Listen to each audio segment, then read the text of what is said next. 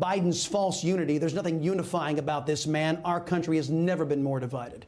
And the American left, home of systemic racism. In the wake of his response to Joe Biden's address to Congress, Republican South Carolina Senator Tim Scott is being attacked with racist slurs. As we just told you, the controversial left-wing social media company Twitter allowed Uncle Tim to trend before they blocked it. Joining me now, Florida Congressman Byron Donalds. Congressman, always wonderful to see you. You know, Senator Scott has been through this, so have I. Tell me about your experience. As far as I can tell, the home of systemic racism is on the American left.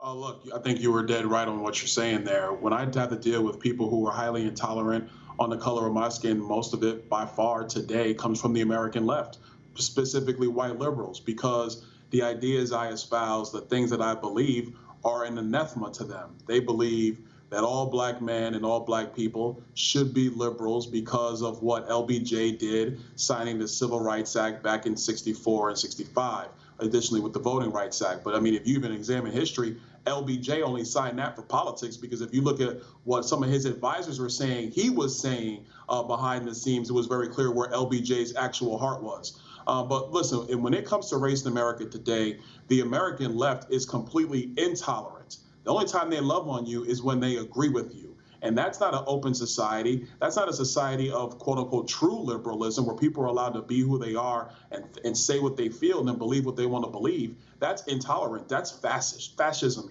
if you want to be totally honest with it. And I think what they did last night to Tim Scott, who gave an exemplary response, was despicable and disgusting. Absolutely. And I agree with you 100%, Congressman. Senator Scott slammed the Democrats for blocking his police reform bill last year, but Democrats shot it down. This is what he had to say about it. After the deaths of Breonna Taylor and George Floyd, I built an even bigger police reform proposal. But my Democratic colleagues blocked it. I extended an olive branch. I offered amendments, but Democrats used a filibuster to block the debate from even happening. Congressman, Democrats called Senator Scott a token, yet they get away with it from a press that covers up their racism, the racism of white liberals. Am I wrong there? No, you're right. I mean, they do it with the president. The president of the United States was against busing. That's on his record. The president of the United States was the author of the '94 crime bill. That's on his record. He talks about systemic racism all the time. And I'm like, Joe Biden, you've been in government 50 years. Where you been, man? You should be fixing this. You should have fixed it already. This was such a problem. Let's be very clear. They are so intolerant, and they're weaponizing race in our politics today to push their agenda. Because if they have to actually debate their agenda point by point with our agenda, the conservative agenda, they lose. And they lose big. I mean, it's not even close. It's a wipeout. It's a shellacking. So they have to weaponize race in order to get their point across. And that's what's so disgusting, because Americans understand that our history when it comes to race is very toxic. It's dark. It's a dark history. But we are a significantly better country today than we were 50 years ago, 100 years ago, or 150 years ago. Right. As a matter of fact, you said the operative word. It's history, but they're trying to pretend that nothing has happened so they can advance Marxism and left-wing extremism. Congressman, the GOP has been on a retreat in Florida. Among your more timid members, I should say, the ones who have been so eager to include Democrats when the Democrats were in the minority, how do they feel now? Because liberals are shutting out the GOP completely and their voters out of government. Have the fighters in the Republican Party told the Surrender Caucus to cool it for a while? I think what you're going to see is a revitalized party that's going to be very confident about pushing an agenda.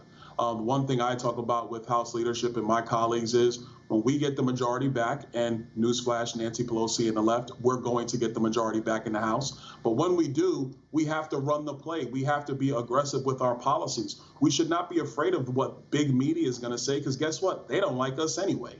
We shouldn't be concerned about what Twitter is going to allow us to post, because guess what? They don't like us anyway. So we should be confident in our ideas that are actually going to help all Americans, no matter where they are on the socioeconomic spectrum. I believe that's the party you're going to see going forward in 2022 and beyond. Right, the Democrats know what to do with power when they get it. Republicans in Florida, by the way, have stepped up their crackdown on Marxist professors and students in the state's public universities and colleges. They got a new bill out that they've introduced would allow students to record their college professors' lectures in order to use the information as evidence of political bias. I love this idea. It's transparency, right, Congressman? Oh, I think it's great. I think my former colleagues in the Florida legislature did a tremendous job. Look, one of my former staffers was actually, one of my staffers when I was in the state legislature was taking a political science course at Florida State University.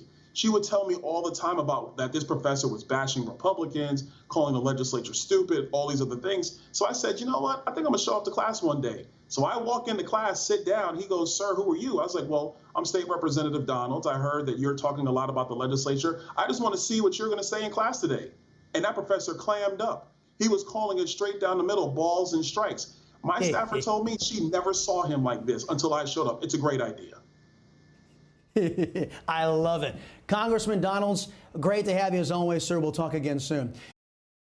Hey, I'm Rob Finnerty. Thanks for watching. If you enjoyed this video, please join the conversation in the comments below. Don't forget to subscribe, too.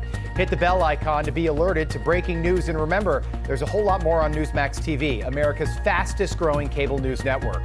Newsmax TV, we're real news for real people.